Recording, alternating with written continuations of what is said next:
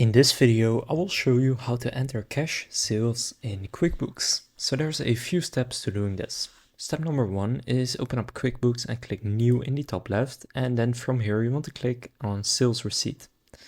Now make sure to watch until the end because there are some more steps at the end that you need to follow as well. But just select the customer right here and enter an email address.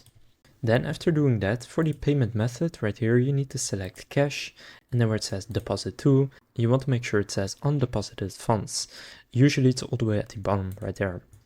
Now here choose how much it was. So for example, if it's 100 euros, you can enter that right there. Then you can choose which product it was for, the description, quantity, etc. And then you can add any messages and attachments, but just going to click save and send. Then you can send an email right here. So click save and close. And after doing this, I will show you right now. If you click gear icon in the top right, and then here click chart of accounts. So then here in the undeposited funds, the money should show up right here. So in this case, it's 50 because I changed it to 50, but make sure that it is in your undeposited funds right there. And then once you have it, you can click new in the top left, and now you need to do a bank deposit. Now you will need to do this manually, but what you will see right here, you can select the payments included in this deposit.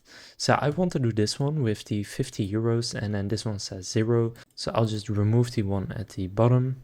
And now here the total in this case should be the amount that you have in your undeposited funds.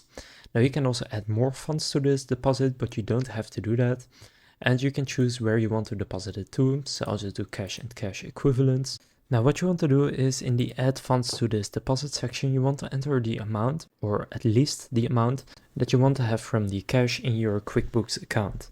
And then after doing that, just click on save and new. And then what you have done is you have shown in QuickBooks that you have created the sales receipt for the cash payment. And then after that, you have done a bank deposit for that amount so that you have deposited the cash into your bank basically.